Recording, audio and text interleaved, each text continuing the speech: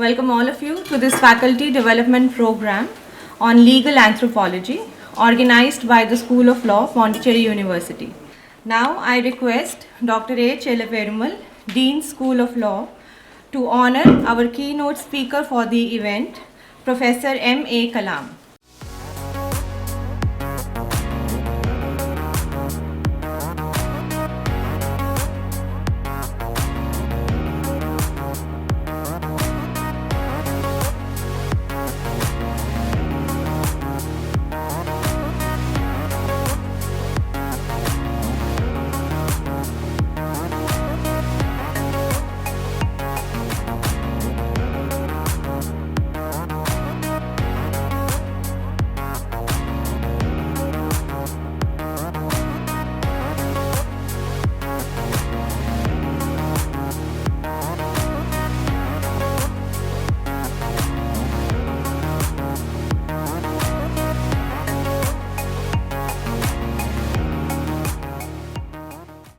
Now I request Professor A. Chelaperumal, Dean School of Law and Professor, Department of Anthropology, Pondicherry University, to deliver the welcome address.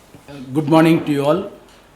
I welcome you all in this morning for an important program.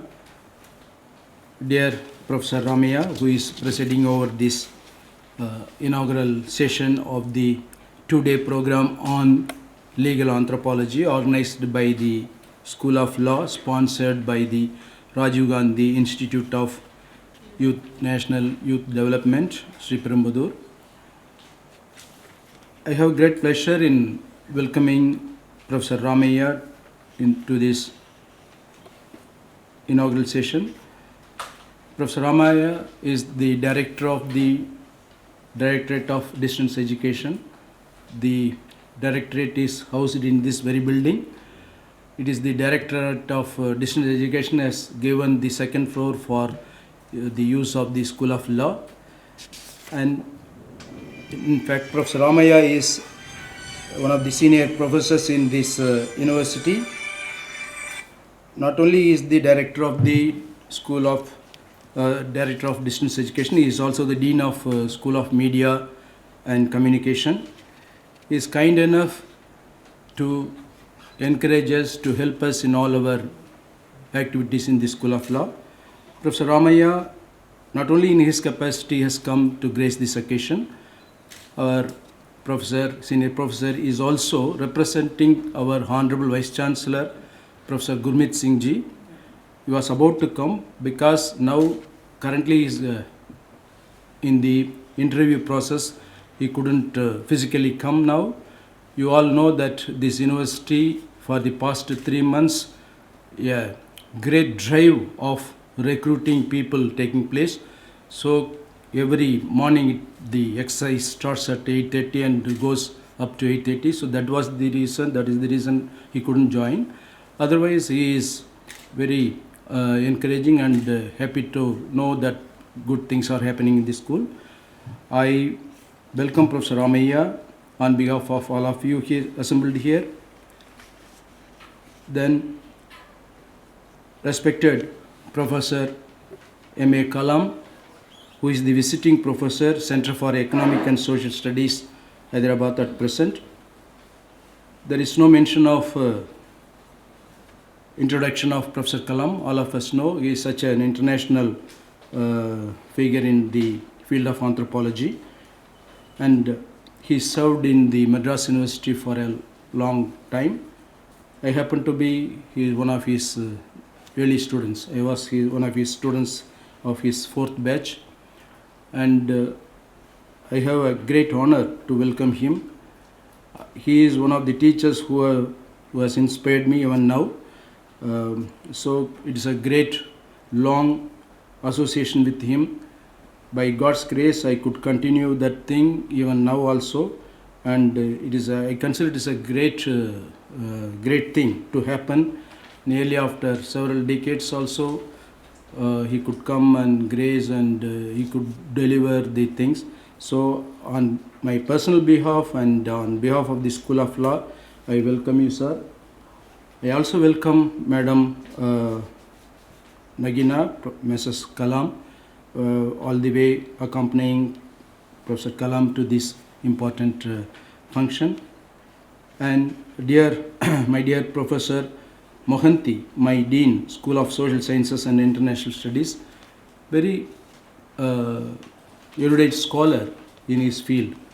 In the agrarian studies in India, his works are very, very important.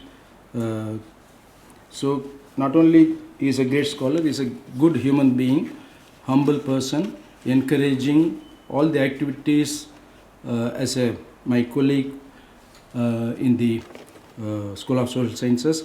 Incidentally, Professor Kalam and me joined on the same day, same time.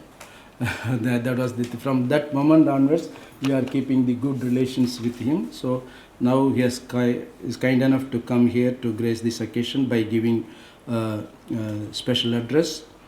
And we also should have got Professor Sidnath Dev, but now only I got the information from him that he was held up. Professor Sidnath Dev is at present Director of Rajiv Gandhi National Institute of Youth Development, Sriperumbudur. In fact, that organization only has sponsored this program, not only this program. Yeah. Sir, welcome, sir. Now, Professor Sidnath Dev is virtually is with us. He is seeing from here, from there. So I'm really happy, sir, to welcome you virtually. I'm welcoming other guests physically, and I am welcoming you virtually. It is such a happy moment. All good, great, nice friends are assembling here, and one of the great experts in the field of anthropology is going to deliver a talk on an important theme. I also welcome all the colleagues, my own colleague and colleagues from the other departments, and resource persons who have come here. There are 8 resource persons, not all the resource persons are right now here, but now we have resource person from Central University of Tamil Nadu, Dr. Ajit Jaiswal, and the afternoon's resource person for Professor Gulam Dastagir is here. And I also welcome all the HODs, Professor Aruna from Sociology and other faculty, Professor Arul Selvan, and if I forgot to mention one or two, please don't take it serious. And I welcome each one of you and all the participants also, very, very important. Interestingly, this topic, legal anthropology, is an interdisciplinary topic for which we have made a notice. Any discipline faculty can join for this faculty development program. And though we have spread the invitation in website, university website and all, still it has not realized, it is being not realized by many of the people that it is a direct physical offline program. Many people still they have not come out of that what to say, some kind of one artificial thing it is in the mind, as we felt a lot of difficulty to come from offline to online 2 years before. Now we are in this more or less same condition. It is difficult to come from online to offline. Nowadays students are agitating. They are not in a position, they do not want to have any direct exam. They are very comfortable with the online exams. But the same students who have agitated initially when the university was instructing them to have online examination. In fact, Professor Ramaya was the controller of examination. He had time. They were telling 100 different things. No, rural students do not have computer, this and all. How can you tell us to write in computer and all? But the same students are now agitating, no, we will not be in a position to write the direct examination. The reason for that, you speculate. I don't want to say, because almost all the faculty are here. What are all the difficulties and the situations we are facing in their scanned papers. I do not want to go into that. But I do not also want to go or take more time to speak on the theme of this program, legal anthropology. See, anthropology as a discipline has concentrated on all the aspects of law, all the aspects of society, and law is no exception. In fact, there are the early anthropologists used to view law as a phenomenon which is intertwined with the social development of the society. So that was the earlier view. But now we have come a long way. Not only the 19th century classics written by Henry Maine, Ancient Society, and after that 20th century understandings of law from the anthropology or sociology or social anthropology is different. Now the present view or orientation of law from the point of view of anthropology is different. Now we are not only looking into the law as a phenomenon of the social control or the phenomenon of the state organized form of political weapon or political process. It may anthropology view law in much broader manner, and also it compares the law in the societies. Not only that, how law is related to the society, that way. And we all know how legal profession or legal law as a subject per se is doing.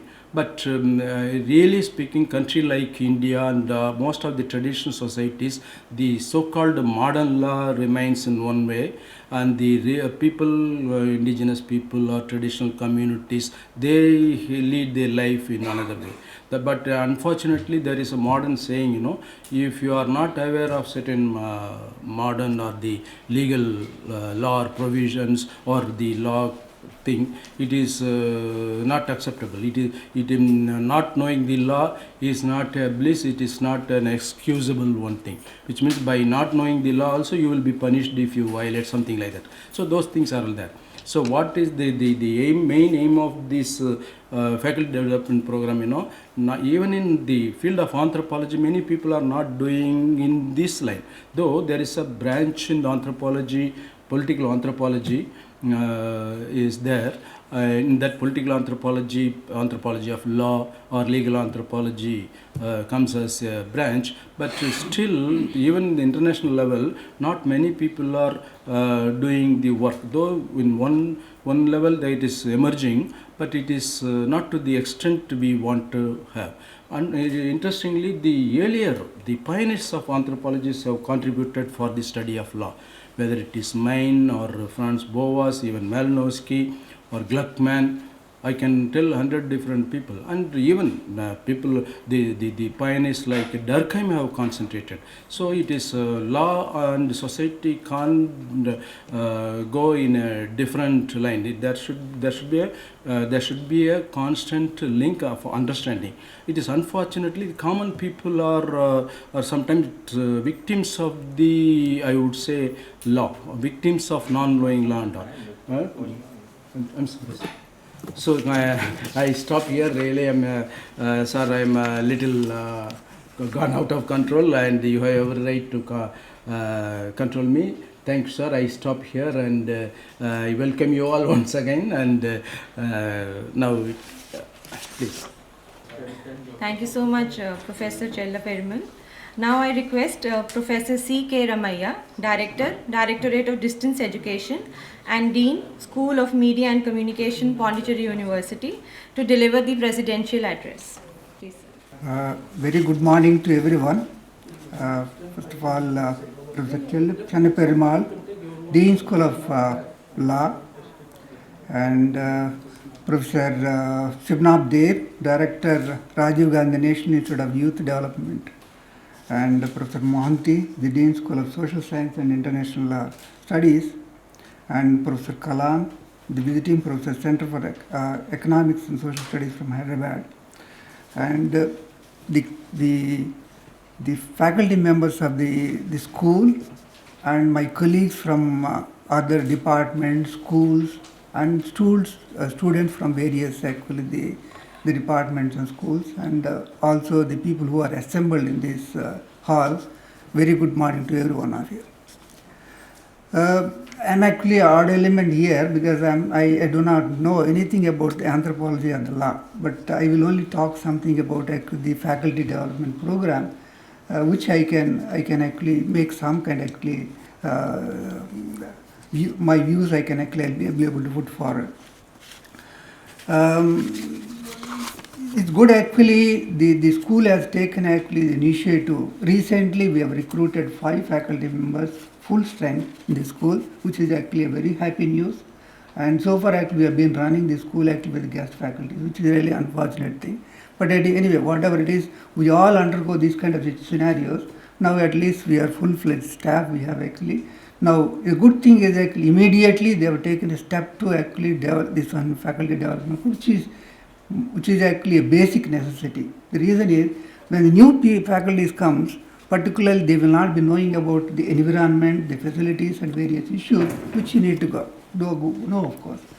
And I don't know whether actually you are covering that or not, but it is one of the requirements. Reason is when I was actually recruited abroad, and actually they immediately actually there will be a mentor, and there will also be a person who will be taking me around the university and showing me all the facilities and whom to contact, where to do all things of course. So such things are actually missing here. Actually we need to do that. That will help actually the new faculties to actually to quickly to join with the mainstream of course. That's one of the things required.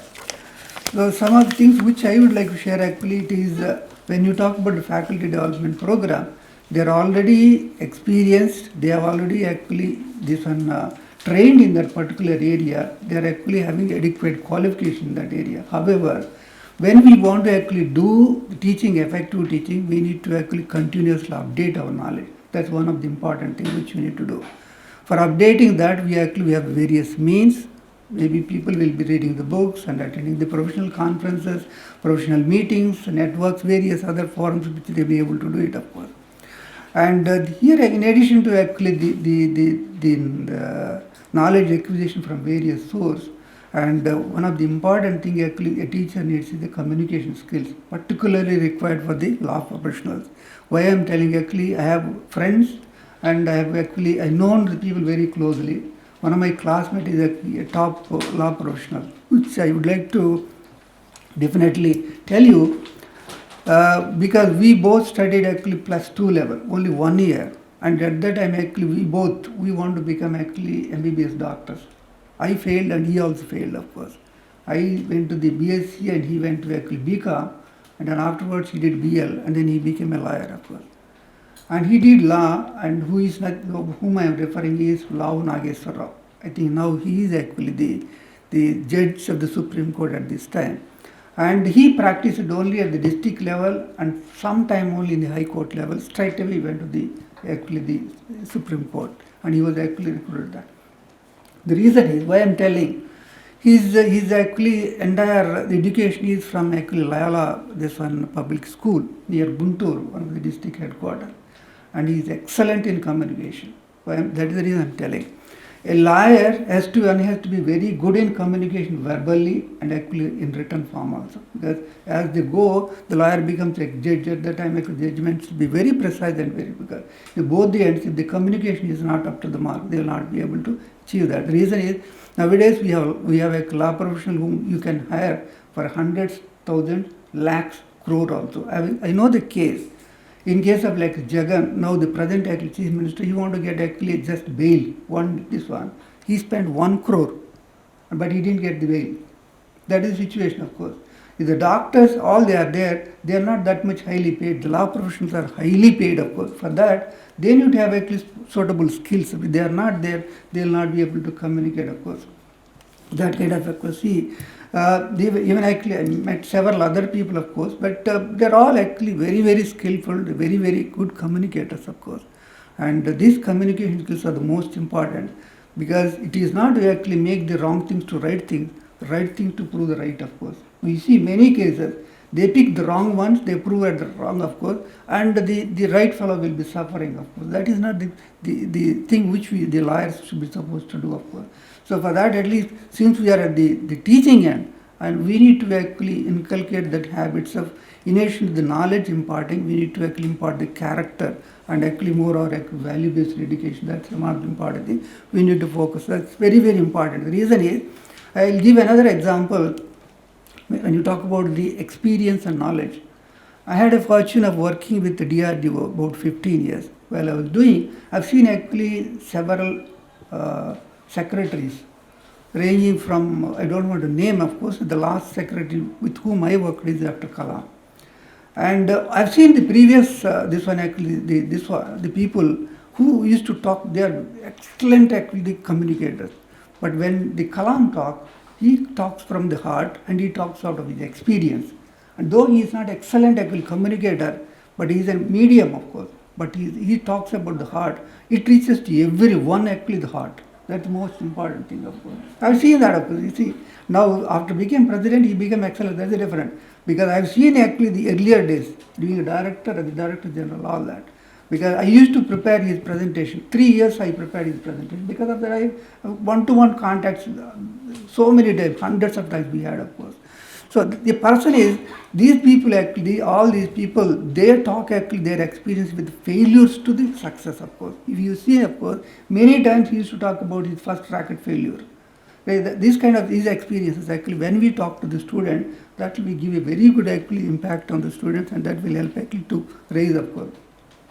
There is another person actually with whom I worked actually, is my contemporary, is Professor Jagdish from Australia. Recently he gave actually a talk to our students, and he actually applied 300 times and he didn't get a single job abroad, of course.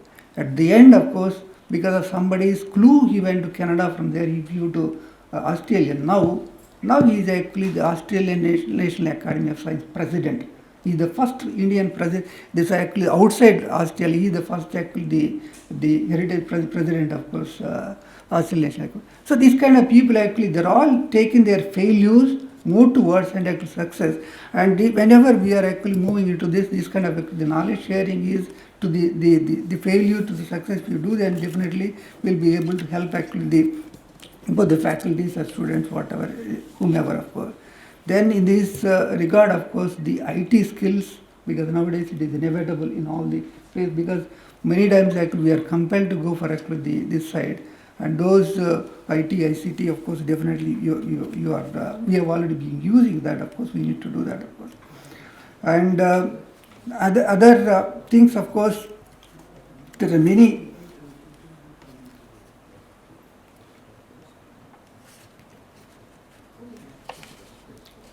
Now the other actually things which actually the faculties maybe actually I'm looking into the information point of view, which actually need to equip particularly for the research and teaching point of view, is actually there are some a good number of databases which actually they need to use for the both the law and actually the anthropology point of view.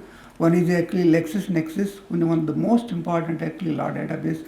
The worldwide people are using, of course, which if you are, unfortunately we do not have the subscription to the library. Now I think you need to explore and try to get those. That will be definitely useful, of course. There is one actually, the Westlaw Asia is another one, of course, which is covering about almost 40,000 database actually the content in it, which is really useful. Then Quiller Arbitration is an online resource, international arbitration research, which covers a good one, of course. And not that actually I'm telling everything to be subscribed. Of course, whatever it is, you have a facility of actually subscribing the database 1 month free. If you are the library will be able to get a free database for 1 month. You evaluate the content actually, whatever is most relevant to you and to the faculty teaching, and actually for the students also. Those things you can actually recommend the library, they will be able to do that, of course. We have also actually the SCC online, which is actually basically the Supreme Court of India cases, which is covering actually from the beginning to now, which is very comprehensive one. Because now what I've seen actually the law libraries, they will have actually tons of books. To refer those, retrieve the information will be very, very difficult. Whereas this kind of systems, they will be giving to the latest, today's information, of course. You will be able to get actually the required one, and only that information you will be able to use it for the teaching purpose, and that will be able to help the students and the faculty do the research actually much more effectively, of course. There are actually the database like Manupata is another one, of course, which is related to the Indian context, of course. There is one actually Lexis Library, which is a full text actually dated from 1981 onward they have, of course. There are a good number of, because I've just given only some examples to show, but you can explore. But the problem is, since you are starting new, you need to have resources to teach, of course. It is not actually only the textbooks will help you, of course. In addition to that, additional latest information you get only through journals, databases, of course. If you are not taking the help of those, only textbooks won't help, definitely. This is the way the world is moving, of course, you need to do that, of course. So, if you see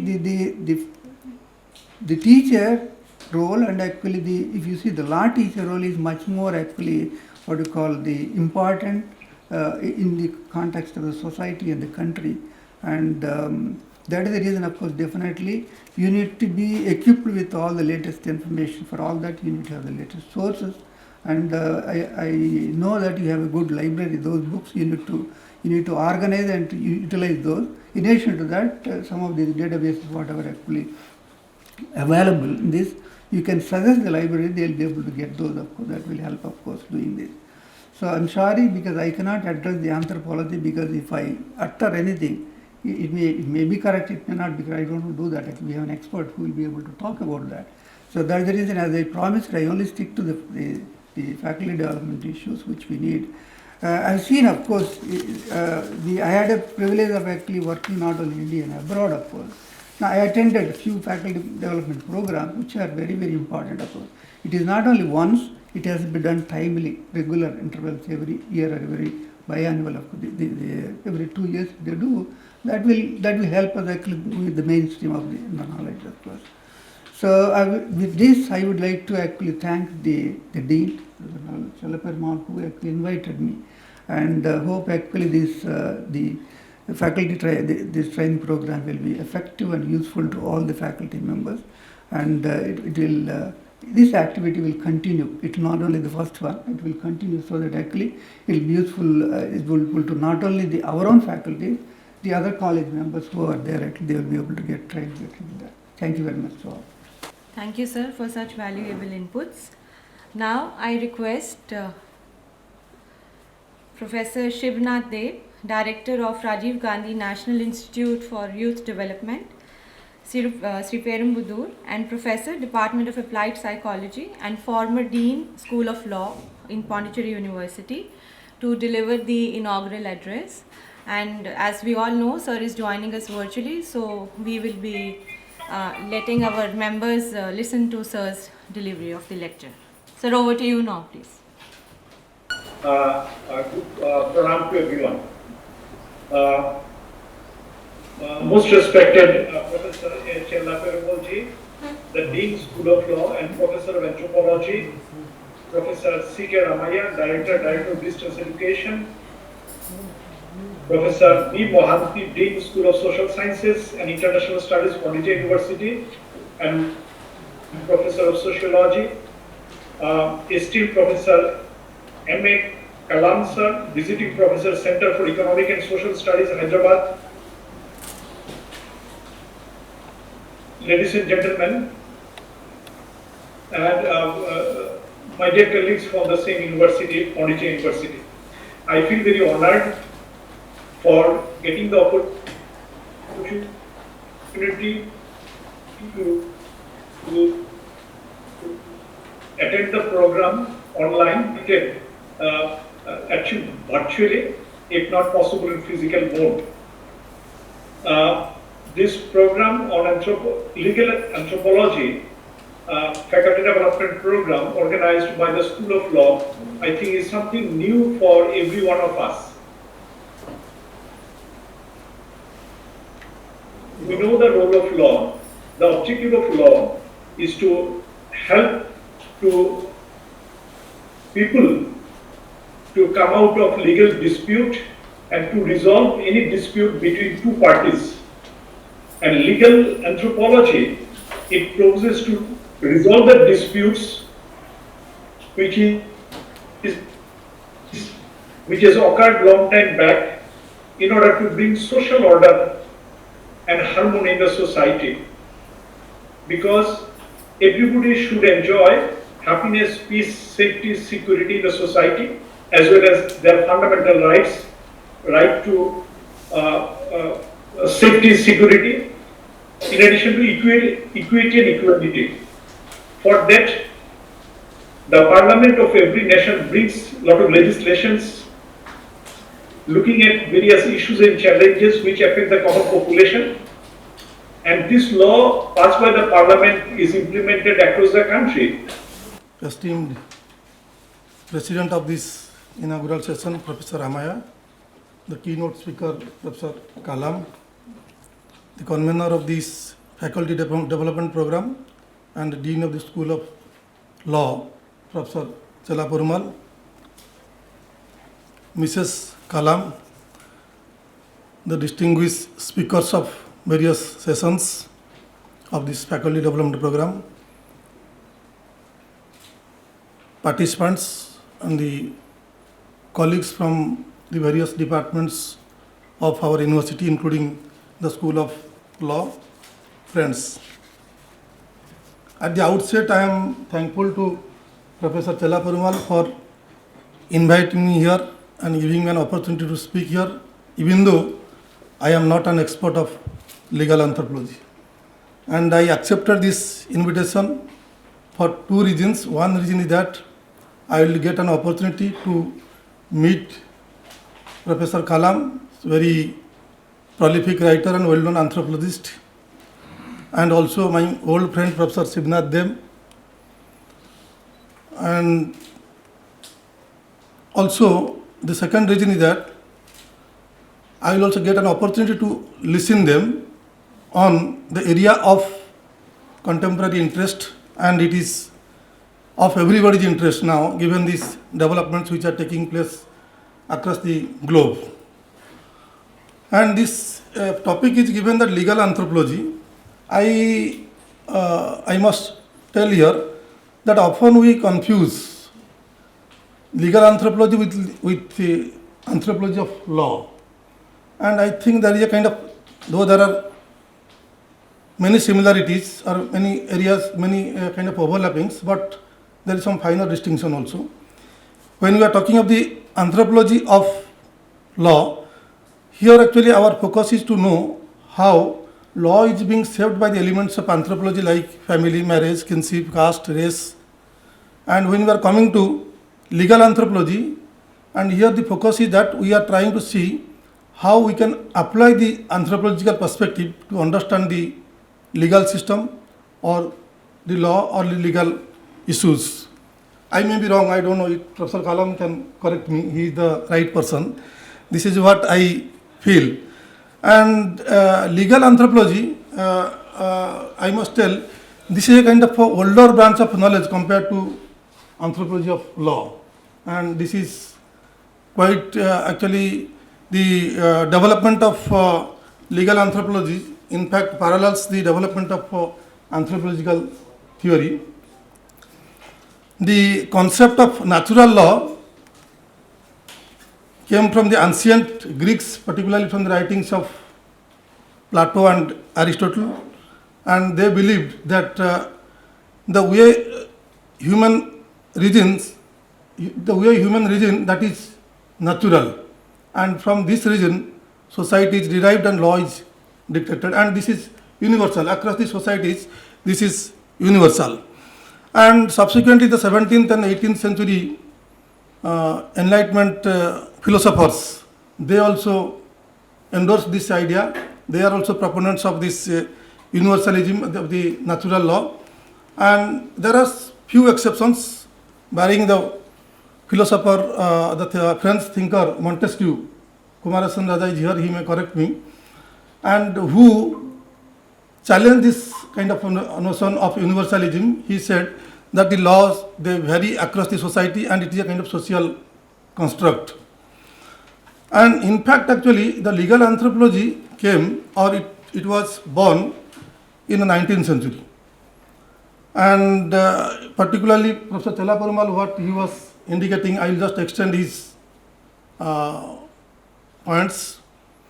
Henry Maine, actually, who is actually made a kind of substantial contribution, wrote 3 important books to my knowledge.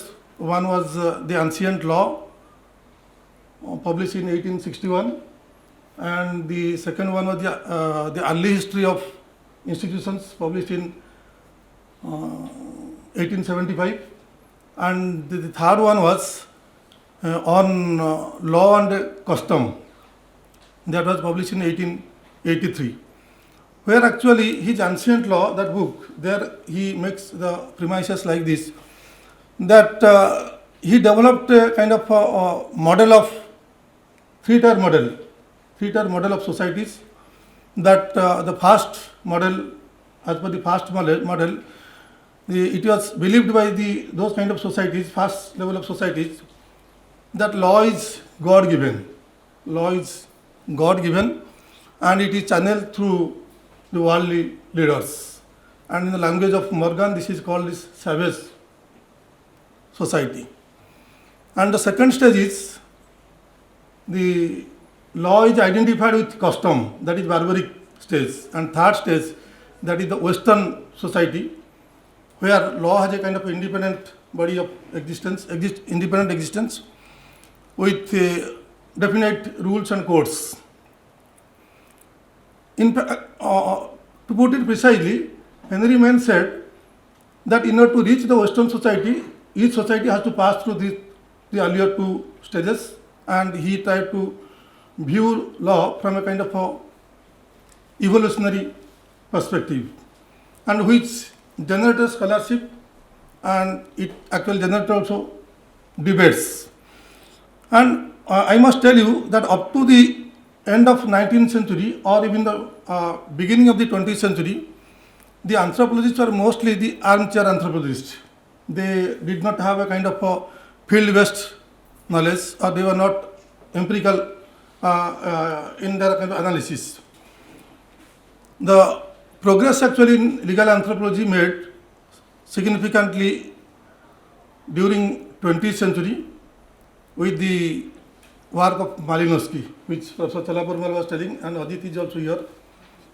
The work of Malinowski, who made significant contribution for the development of anthropology in general because of his emphasis on structural functionalism. He took the lead of Emile Durkheim, and Durkheim, he was a kind of functionalist who said that law is a kind of a symbol of solidarity, whether it is restitutive law or repressive law. They are the symbol of solidarity. It enhances cohesion, it brings social integration.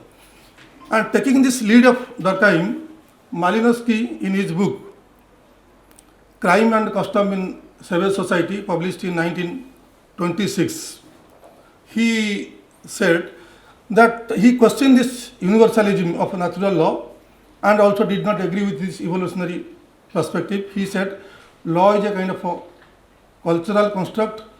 The order, crime, punishment, conflict management, they should be viewed with reference to the culture. These are the cultural kind of construct, and he said that the cultural value of reciprocity, that largely decides about punishment and sanctions. And he did not agree with this universal idea of natural law, and actually his work stimulated scholarship, and subsequently we had many anthropologists who tried to extend his ideas, and the anthropology's legal pluralism became more prominent, and 50s, 60s, the legal anthropologists were concerned law as one aspect of social control, and debate was there between to see the relationship between legal and anthropological methods, and the question was whether it is possible to apply these Anglo-American legal categories to the study of non-Western society. The famous debate which was made by Gluckman and Bohannon, which Professor Chalaparmal was referring, that was there. And subsequently, again also attempt was made in between to revive the evolutionary ideas. And 1970s, a moment actually, a shift took place from normative, from rule-based analysis of law to a processual kind of approach. I will not take much time. I know I should not kill keynote speaker's time. And in 1980s, the postmodernists came and they critiqued the question the traditional categories of legal anthropology, and their concern was how this interdisciplinary perspective can be developed, how the linkage between legal experts and anthropology can be established, and basically they turned towards USA. Earlier, the legal anthropology developed in Great Britain and UK, but that shifted to the USA in course of 1980s. And in 1990s, actually, the interdisciplinary perspective dominated, where actually there is a kind of close interaction between legal experts and legal anthropologists. And in a modern setup, in a contemporary setup, actually the debate is largely, or discourse is largely surrounding on the idea of power and history, where law is viewed in terms of the asymmetry of the power relations, and it is told that law is created because of this asymmetry, and asymmetry also creates the asymmetry of the power relations also creates law. And anyway, the interdisciplinary perspective emerged, and in course of time, I must tell, the legal anthropology, which was actually in its peak in 1950s and 60s, declined, and it is there in USA, but most of these legal anthropologists, they are not attached to the departments in the USA universities, excepting barring university like Chicago, 5-6 places. They work either in the law school or in the criminal justice system or in the American Bar Association. But point actually I want to highlight here, that legal anthropology, despite its actually rootedness in India, where in Malinowski's famous work in 1926 and 1930s, and also after that also we had kind of other work relating law like Galanter, Durant and Cohen. They also worked in early 80s, late 80s. But despite this, legal anthropological scholarship did not grow in India, and anthropology did not broaden its horizon to accommodate this kind of scholarship, and it did not generate scholarship.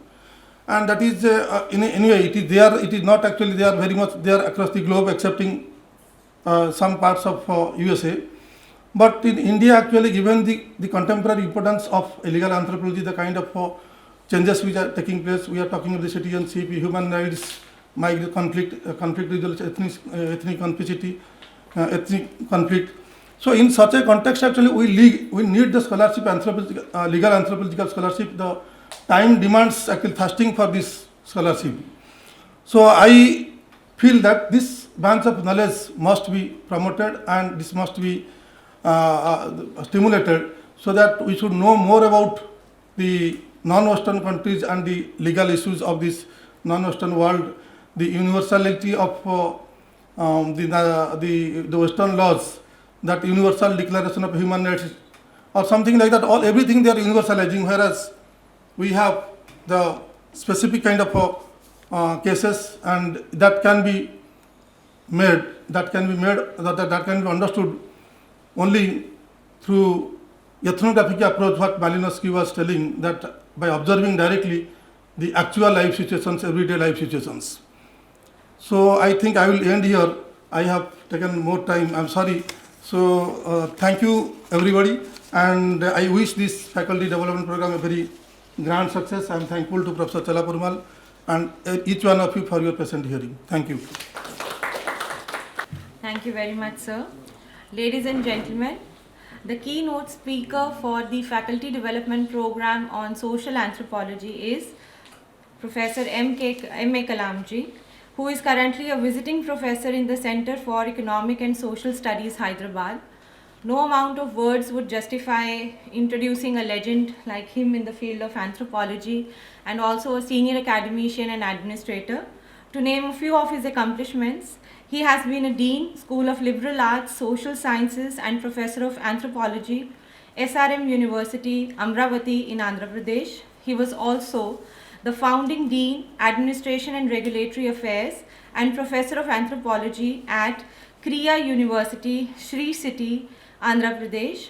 Prior to that, he was a professor of Applied Social Sciences, adjunct faculty at Loyola Institute of Business Administration, Professor of Eminence at Tezpur Central University, Assam, Professor and Head of Department of Anthropology and Chairperson and Dean, School of Social Sciences, University of Madras. Dr. Kalam was a Rockefeller Resident Fellow at Duke University, Human Rights Fellow at Harvard University, and Commonwealth Academic Staff Fellow at the London School of Economics and Political Science. He was a visiting professor at universities in France, as also at the Indian Institute of Advanced Studies, Shimla, and Maulana Azad National Urdu University, Hyderabad. Dr. Kalam's doctoral research was among the Coorgs in South Asia. Subsequently, he has studied the mass religious conversions in Tamil Nadu. Also, he has undertaken anthropological field work amongst the South Asians in England, the USA and France.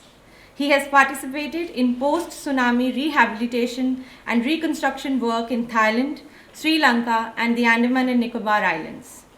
Dr. Kalam has extensive administrative experience. He was on board of management of Tezpur Central University and on the planning board of the Pondicherry Central University also. He was governing council member of the Indian Council of Social Science Research. He has also served as a member of expert group on Diversity Index, Ministry of Minority Affairs, Government of India. Dr. Kalam continues to publish extensively, not just academically, but also in newspapers, news portals, and periodicals. I now very humbly request Sir to deliver the keynote address for the present session. Thank you. And it's 11 o'clock, so I have just 10 minutes of time left for me. And I'm sorry to say this, that a place of higher learning, and in 2022, this is the way we manage our time. All the same, thank you very much. I thank the organizers and the sponsors for the invitation, and I am very glad that I'm sharing the dais with distinguished people here who are sitting with me, and also in Sri Perumbudur. And welcome to all of you this morning. I don't know how much I can speak in 10 minutes because I was told that I can speak for 45 minutes. And then in the program, it has been reduced to 30 minutes. Going by the time factor, it's 10 minutes. Sir, you can Fine. take your own time. 40 minutes. There is no such thing like my own time. Okay. It's everybody's time which matters. Okay, fine. The way I have organized it is, it's going haywire now because the way I had organized was something completely different.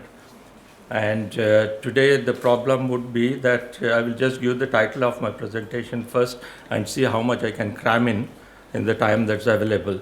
The title of my presentation, as I had planned, was on Is Anthropology and Law, Evolution of Legal Processes, Jurisprudence, and Societal Changes. That was the way I wanted to go about, and let me see how far I can succeed with that. Law is important for a society because it's supposed to serve norms for the proper conduct of citizens. And here, let me point out that conduct of citizens should be something which should be applicable in all spheres of life. Not necessarily law in the sense of law books or law colleges or the law university, but also I think in places like this, there should be some kind of a norm in terms of what kind of conduct should happen. And the dean, Professor Chella-Perumal, in the morning said that he was my student, which is true, and some people are really unfortunate. He is one of them that he was my student. On the other hand, I am glad that I had people like him who have come to a position of this. And there is another unfortunate person there called Dr. Tanuja, who also happened to be my student. So it's sad that they were on the other side of the fence where I was teaching in Madras University. But I'm glad to see them in other places and glad to see their progress. And in spite of me, that's the point that I want to make. Okay. Law is supposed to act as a guideline as to what is accepted in society. And there would be conflicts between individuals and social groups and communities if law is not there. So the point to be made is that it's pivotal for people to follow laws. How far they do it is a different matter, and I will come to that in case I have some time. And then the law is supposed to exist at all levels, including at the local level, state level, and national level. And I don't know where the university falls in, whether it falls in the local level, state level, or the national level. So that may be difficult to talk about it. And also we have international law. Beyond the borders of nations, we have international law, which evolved in a different way. From the League of Nations, for instance, that was one of the bodies. Then we had the United Nations coming in. And then we have different kinds of conventions. For instance, for most of you are familiar, India is not a signatory to the 1951 Geneva Convention on Refugees. And therefore, India does not have refugee law. And the word refugee as we use, the government of India cannot use it officially because then it becomes important in international law to give certain privileges to the displaced people. And India is not signatory to that. And that's one of the things, for instance, in international law, nations of different places are also involved. Now that's at the international level. So the point is to show that there are different levels at which law operates. From the local, and the local could be a tribal society, it could be a village, it could be a town panchayat, it could be anything. Laws are there in different ways. You cannot compare the law which is there, say for instance, for traffic in a city like Pondicherry with the kind of law which is there for proper regulation of conduct of people at the tribal society level or the rural society level. So that's a different kind of a connotation which is there.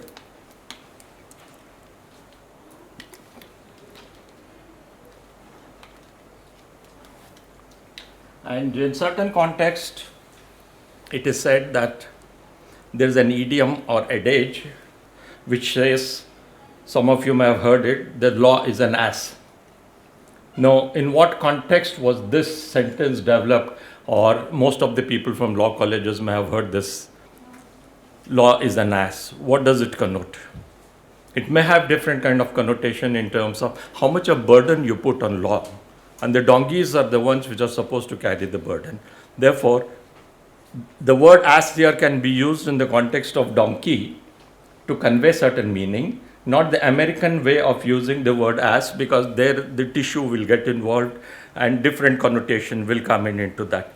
Therefore, it's not that sense that you are talking about it, and therefore, since we are dealing with law in a serious way and also in a historical way, we can leave that aspect of law as an ass in a different connotation and leave it at that. So the main point that I would like to talk about is that social and cultural contexts are important where laws evolve. They develop, they transform, and it's a dynamic setting. There's no society, and there has never been a society anywhere in the world which has not been dynamic. And if there has been no society which has not been dynamic, and there is no way progress would have been made, and we would have reached the kind of confusing level that we have in different places today. So that would not have happened. Therefore, all societies, all times, all over the world have been dynamic. And this is important because no change or transformation would occur otherwise if societies were not dynamic. And when societies were dynamic, everything else that affects the societies and which are present in the societies also change and develop. And before we go to talk about socio-cultural development in different societal contexts, and I would like to emphasize, I think I will skip certain things and emphasize mainly on the fact that I will talk about evolution of law from small-scale societies, because all societies everywhere in the world, in the universe, developed a small-scale societies. And it was later that they started changing. But let me add a caveat, as the lawyers use the term caveat, before I go to that, to talk about what's obtained in India presently at the national level or at the state levels for that matter. And in the contemporary context of India, at the national level, law means different things to different people. And I'm emphasizing in the contemporary sense, which also includes the state at a particular level today. Law means different things to different people and at different level, and the state and its various wings use law for myriad or different purposes, various purposes, and including that any action that goes even tangentially against the interests of the state or the leaders who are supposed to be leading the state, you'll be hauled up. And that's what is happening. And that's one kind of way in which law has evolved, because the courts sometimes submit themselves to the whims and fancies of the people who are on the executive. And the judiciary, sorry to say, and some of the judicial people themselves have pointed this out, that this is happening. And then what the ultimate thing which can happen, and there's no price for guessing, if anything goes against the interests of the state, you can anywhere be hauled up, particularly if the state is ruled by a particular party, for sedition. Now that's one kind of development which has come up, where a journalist from Kerala was going to Uttar Pradesh just to look at the situation in terms of what has happened as a result of the rape case which has happened. And it's more than a year, he is being shifted from jail to jail and is still in jail. And there is something called suo motu way of looking at cases in the legal thing. And the Supreme Court or the High Court anywhere can take up the case because it's happening in the public domain, and the state, the judiciary can directly interfere. But when the judiciary interferes also is a question which is to be looked at today, because the judiciary does not interfere unless there is something in terms of what they can get out of the executive. And this is something which is very plain and manifest, and we don't have to go into that details. Now, as I said, all societies in general, all over the world, have developed and evolved from a very small scale group. And if a group is very small scale, what do you find? What are the characters in that? The society is homogeneous, is non-hierarchical, and is egalitarian. And entire societies at any given point of time in a small scale setup are there at the same level of socio-economic development. There's the level of society in terms of its economy, and sometimes technology also plays a role there, and they're all at the same level, which means that people derive their livelihood from resources that are commonly available. And I don't know how many of you know, I think a political scientist would know, a political scientist was given the Nobel for Economics, Armstrong, for her work on the commons. And those of you who are interested can see what is the idea behind this and why a political scientist was given a Nobel for economics. And an economist from Bangladesh was given a Nobel for peace. So these are the things which are important, because both the contexts in which I'm talking about Yunus as well as Armstrong are important, because they were awarded for the work that have done and which had an impact on all the society. And when I'm talking about a homogeneous, non-hierarchical, egalitarian society, I'm talking about societies which have evolved, and their livelihood in such kinds of societies, and the resources are commonly available to them, and which means that no one can claim ownership of anything. And when you don't claim ownership, what you don't have is private property. And in a society that does not encourage, does not have private properties, and things are commonly available, the kind of laws or the kind of regulations which will be there will be completely different from the kind of societies that we have today. And this kind of scenario in terms of access to resources by one are the same as access to resources to any other person in the society, Marx had called this kind of a scenario as primitive communism. Now, aside from Marx's use, this is a different context. I have a strong reservation for the use of the term primitive, because social scientists have used the term primitive in a very derogatory manner for anything that was different from the kind of societies that they came from. The British or the Victorian or the Americans started using these terms because the language was there, the studies were being done by them, and the natives were the people they were studying, and anything which was different from their standard or what they thought was the gold standard was considered as primitive. And that term, anthropologists even today And there are very few people who can stand up and say that I don't do that. Yeah, anthropologists even today use the word primitive. And that is something very, very derogatory, because my contention is that if something is different from the way you operate or from the way you do certain things, it's just different. It's neither high nor low. It's different. Languages cannot be primitive. Languages are different. Religions cannot be primitive. Religions are different.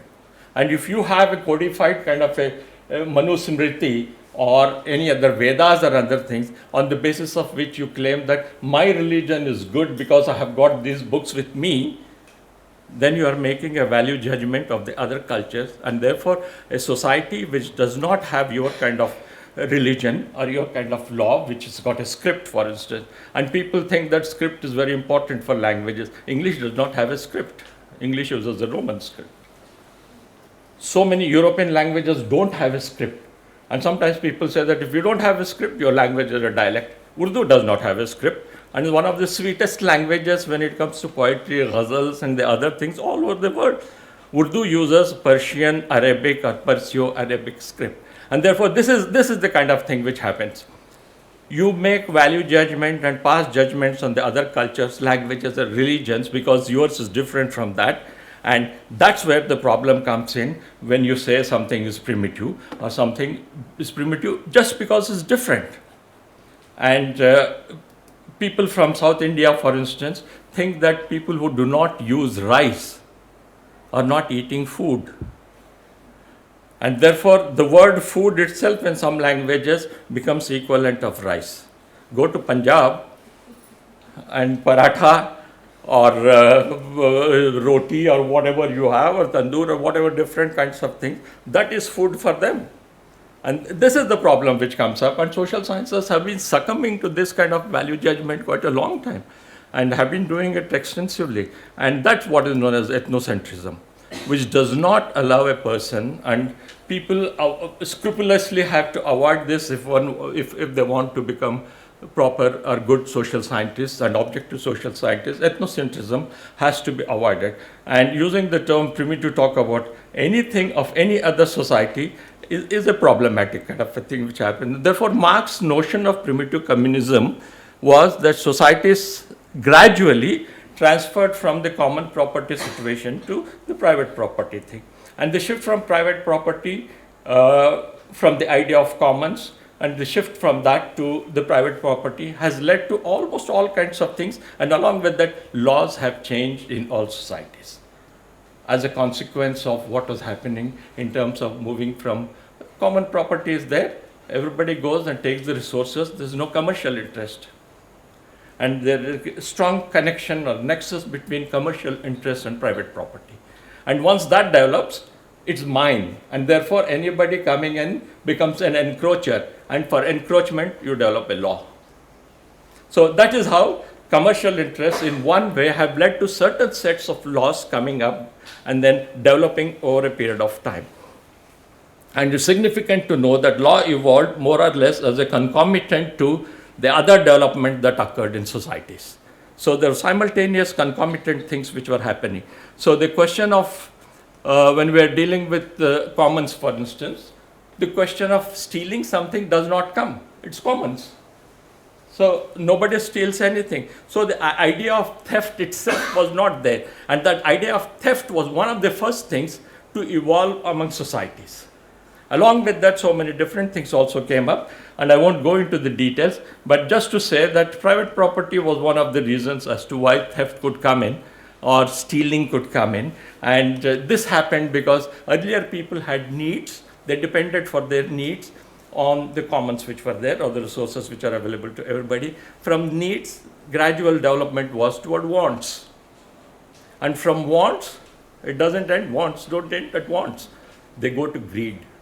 And that's the kind of typology which I would like people to think about when we talk about how things develop or how things change in a society. This transformation or this kind of a further development from needs to wants to greed is something I think which has brought us to where we are today. And you could be greedy for anything. And that is something. And concomitantly or as a kind of a parallel, you have different things happening. And one more thing, I'm skipping a few things, but I'm coming to another aspect where technology is very important in evolution of a society. And why I talk about technology is that given an environment, given the ecology of a place, in order to derive your livelihood, you need a certain amount of technology. And the technology which acts on the environment and gives you the economy or the livelihood. And in order to change the technology, certain other things are required. And there is, again, very strong nexus or connection between technology and economics. In order to buy new technology, your economy should have gone up. And once your economy goes up, social changes happen. And one of the things in which I think now we are dealing with it, and it's been a problem in Punjab and Haryana for quite a long time. Haryana, of course, came up and emerged from Punjab state later, and that's why Chandigarh had to be made as a union territory. And in that area, when crops are harvested, the remaining part of the crop is burnt. And this was something which has been happening in Punjab for years together. And I have been student in Delhi during the 1970s. In emergency, for instance, I was unfortunate not to be arrested because many of my other friends had been arrested at that time, and I felt lonely. Okay, so that time, or just around that time, they thought that people should not burn that, and therefore we will go in for a different kind of technology. And I don't know if the lady from Chandigarh knows it. They imported what are known as harvester combines. Yes. Does anybody know about the harvester combine? Okay, the problem with this imported technology was that the harvester combine cut the crop not at the way these people, the regular farmers were doing, but cut it at a higher level. And then when the burning was done, so the technology was brought in, tested in some other place, which had a different kind of way of operating that. And they never burnt it there, where the technology, for instance, from America, where the harvester combines were brought in. So instead of burning the stubble at 6 inches, you started burning at 12 to 13 inches. And that created more problem. Now this is how technology, but does not evolve in a society, creates problems, and legal issues will come up between Haryana, Punjab, Western UP and Delhi as it is happening. Now that's another level of this thing. But the point to emphasize is that technology has always played a big role in the development of society, and the consequences also created some kind of problems there. Now, whenever some event happens in a society, it upsets the balance of the society. Say, for instance, you have been living together for a long time, whatever the number of people who are there in the society, and no theft has ever occurred, or in quotes, I am using the word crime in a special sense, or offense in quotes, again in a special sense. If no offense, no crime, or nothing has happened in the society, when it happens for the first time, you don't know how to deal with it. You don't know what to do. Say, for instance, the society has been hunky-dory, been living together for a long time without any disturbance, and somebody steals something from somebody. So what do? The so-called headmen, if they are there, and this polity is there in all society at different levels. Even a band society of 100 people has got a headman or a shaman or somebody who looks after the affairs of the thing, and here you have the prime minister. Okay, that's the difference. Only thing is that people are operating at different levels and for different purposes. So the headmen will call certain people, and then they try to find out how to deal with something which has not happened in the society. And similarly, other offenses started coming, and if that the first time that it happens, if they sit down, confer together and decide that we will do something for the person who has done this, and that doesn't remain constant. Next time it happens, they may have a different way of looking at it. Third time it happens, it may have a different look at it. So the first laws in quotes emerge as a result of something which upset the balance in a society. And these laws remain in general as folklore or ethos of a society, and subsequent occurrences which happened, whatever the occurrence may be, and I'm using English words, and different societies have different words for this, offenses or crimes, for instance. So until new offenses came up, they knew how to deal with something which had happened. And when something else happened, they had to look afresh in terms of what to do with this kind of a thing. Now, as society developed further, there was the need to put down things. And if you want to put down things, instead of keeping in the minds of the people, you need to codify it. So codification of law was a subsequent development which happened as a result of the level at which society had developed, whether they had a script for writing the language. And wherever there are no scripts for writing the language, people are libraries in themselves. Now, this is something which people don't realize, the importance of folklore or importance of retaining knowledge on your own self, because you don't have a way of doing it.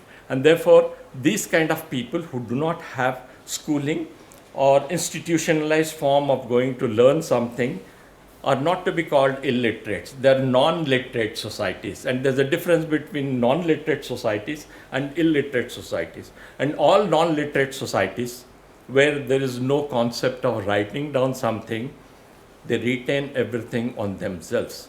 And they keep narrating different kinds, narrating different lengths of different things which are there amongst them.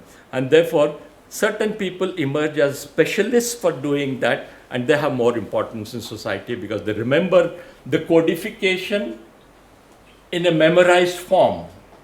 And I don't know how many of you have been observant, and this me and my wife have experimented because we knew some of these things. When a child does not know how to read and write, particularly when a child is not able to read, the child memorizes quite a lot.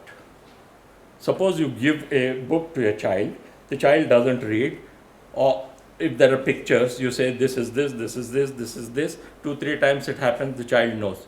And the child will turn the page at the exact thing and do it.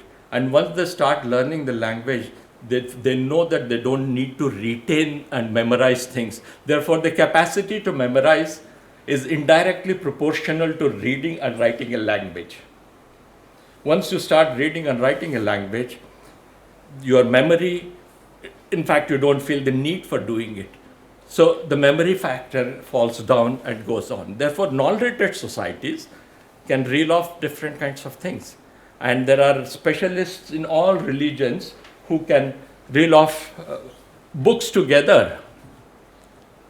And this is something which is important in law too, because wherever there were no ways of codifying, people had to do this from the point of remembering certain things. And gradually what happens is in all sectors and all walks of life, wherever there have been people, laws had to come up. In various occupations, industries, various factories, in hospitals, and so on, laws had to come in as a result of people interacting with each other and having relationships develop between them. And therefore, even in contexts where there were interpersonal relations between individuals as well as also between groups, laws had to emerge and take shape, and that's what's obtained today. And I'm skipping quite a lot in order to conclude, and I will conclude by pointing out 2 things which are important in law. In almost all societies, irrespective of the level of development, there are what are known as gaps in law. You people from the law faculty, are you familiar with the concept of gaps in law? Yes. Okay, you're not too sure about it, I think, but anyway, it doesn't matter. Okay, gaps in law occur, for instance, let me give a simple example. A patient goes to a hospital and you expect good treatment. Not in the corporate hospitals today, but earlier probably it had happened. Okay, so somebody has a problem as a result of treatment given. Say for instance, the X-rays are exposed for a much longer period. It leads to certain problems. Okay, now if there is no codified law, if there has been nothing as a kind of a precedent, that becomes the first instance when a patient can sue a hospital for overexposure of the X-rays, which have had an effect in law. So there was no law for that. That's one example of gap in law. And there are hundreds of examples which can be given for gaps in law, because the cyber world wasn't there. Okay, social media were not there. Now we have developed separate kind of departments for dealing with crime, dealing with crimes of the cyber kind. Therefore, you have cyber crimes which are happening. And then you have people who like or dislike or do something on the social media, and the state is stepping into it. Particularly if you criticize somebody who has to be criticized, it is worse. Therefore, if somebody has put up some kind of a posting on Facebook, for instance, and somebody says, I like this, and the persons are arrested for sedition. Okay, now this never happened earlier. This was one of the other examples in which you can take up as to how gaps in law can come up, which means that the first time something happens, there is no law which exists, and therefore you have to combat with such things in gaps in law. And new laws emerge as a result of this, and now we have in different states different ways of dealing with what people do in the social media. So that's one aspect of it. And secondly, no society is completely wooden or does not allow a certain degree of deviation. Say for instance, my class starts at 10 o'clock. Okay, so I allow somebody at 10:05. Because I allow somebody at 10:05, somebody comes at 10:10. And then because I allow at 10:10, somebody comes at 10:15. So what's the option left for me? That deviation has to be allowed. And there are so many areas in law where certain amount of deviation is allowed. And my policy was that if somebody cannot come at 10:10, for me 10:01, 10:05, 10:15 meant the same thing. They don't come, that's about it. And to do that, I had to follow certain things. All right, so deviations are allowed, but there's a limit to deviations. Otherwise, societies become wooden. And if something is wooden, it breaks very easily. And therefore, the freedom to deviate is allowed, and this is what is known as splay or leeway, which is allowed in law. And this is a deviation from the norms of behavior, no doubt about it at all, but certain degree of deviation is always given. Now, these deviations are judged for the severity of the case. Suppose you kill somebody, you cannot say that it's a deviation, but then don't do something to me. Okay. And suppose instead of driving on the left side of the road, you drive on the right side of the road. That's also a deviation from the norms of behavior, but I think 20 rupees or 50 rupees can take care of that. Okay. So it depends on whether there's a cognizable offense or is a non-cognizable offense. And therefore, Professor Challa Perumal was referring to something where he said that if you don't know the law or some such thing, the idea is that ignorance of law is not an excuse. That's the point that I think he was trying to make. So that is one of the things. Ignorance of law is not an excuse, that's right, but there is no society which does not allow deviation from the norms of behavior. And the classic cases which can be taken up in this is one book I will refer to. Those of you who are interested either from anthropology or from law or anybody in general, for instance, there was a book published by Max Gluckman on his study in northern Rhodesia. What is Rhodesia is known as what today? Zimbabwe. So it was earlier known as Rhodesia, and he had done a study in northern Rhodesia amongst a larger group of people called the Barotse, and the specific people he studied was a tribe called the Lozi. The title of the book is Judicial Process Among the Barotse of Northern Rhodesia by Max, M-A-X, Max Gluckman. Now here, it's a very interesting case, and here he talks about cases which are dealt as a result of crimes or offenses which happen, but the punishment is not so wooden that they say X punishment is Y, A punishment is B. They don't deal it that way. They look at it in terms of who has committed the crime. If it is the first time crime, or if it has happened repeatedly, or the person has been doing in a consistent manner, okay, or has been coming consistently late to the class. First time you come, you're allowed sometimes, okay. But that's the problem that you make. You allow once, you have to allow again. Okay, so this is the kind of a thing. And they have developed concepts like the reasonable person or reasonable man, okay, and the upright man. Upright man would not have done anything wrong in life. And therefore, if that person commits a crime, how do you deal with it? On the other hand, a reasonable man is somebody who will try to cover up, who will try to justify the mistake. I say that, no, I didn't realize, I didn't know that this was happening. Okay, that's the reasonable man. There's a distinction between the reasonable man and and between the upright man. Therefore, an upright man committing a crime, the whole thing is looked at, the offense is looked at, and in courts punishment is given in a different way. So if the reasonable man does it in a different way, if a regular person who is doing the same thing repeatedly does it, then the punishment is something different. And therefore, on the basis of this, they have evolved concept in terms of how to deal with the things. And even today, in court cases, the lawyers who are either defense lawyers or the prosecutors, one will try to show that the conduct of the person has been good by calling witnesses. And the witnesses will say that this person has done this, given so much of land to the temple, and given so much of land to that god or goddess, and therefore the character has been good.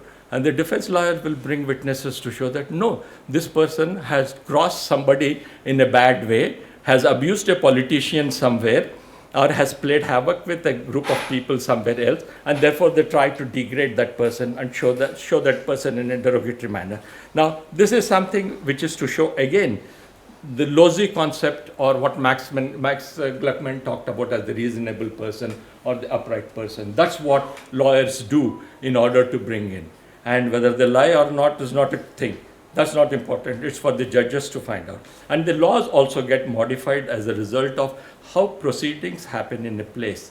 And therefore, but we are quite wooden in some sense. Some of the things which were there, 1871 wireless law, in terms of not photographing a post office, may still be existing with us because the British were scared of that. And from the satellite, you can read the plate numbers, car plate numbers and the registration numbers of the cars, but you cannot take the photograph of a post office or certain places even today, because in 1871 or 1870 or whenever British, and some of our policies are still there from 1922 or 19, and the Forest Department itself was formed in 1864.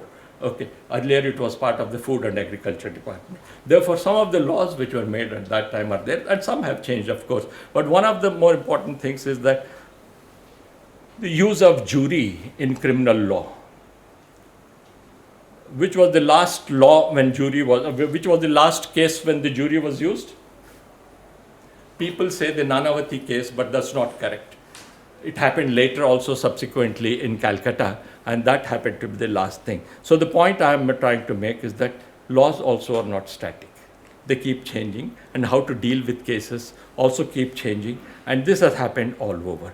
Therefore, I have curtailed quite a lot of things, and I would like to stop here.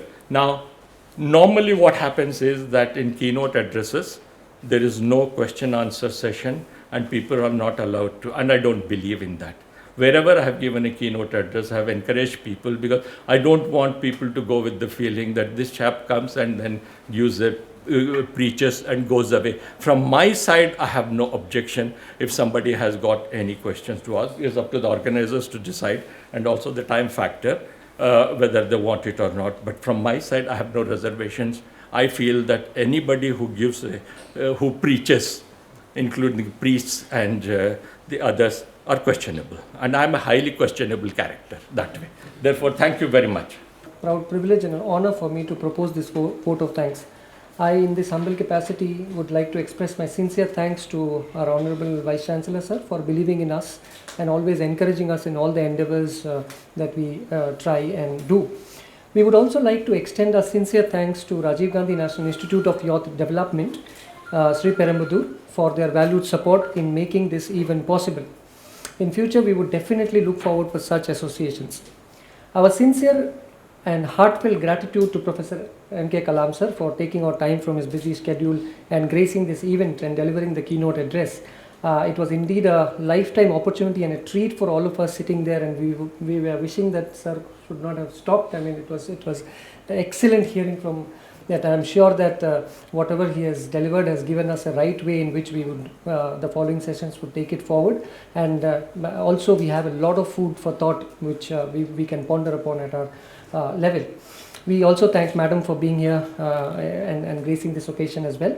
We would also like to acknowledge our gratitude to and hearty thanks to Professor B.V. Mohanty sir for delivering the special address.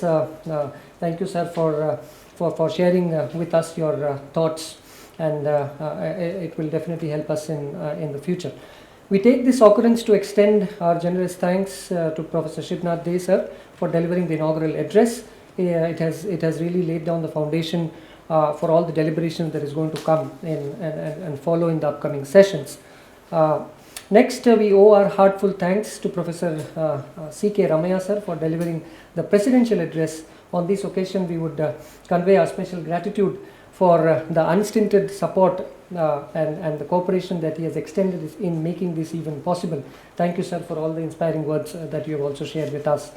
On behalf of the entire law school, I must remark a proficient sense of gratefulness and deepest sense of gratitude to Professor A. Chellaperumal sir, our Dean, for his constant and effective guidance, right from conceiving this idea of hosting this event to effectively materializing all the possibilities that we can explore and making this event possible.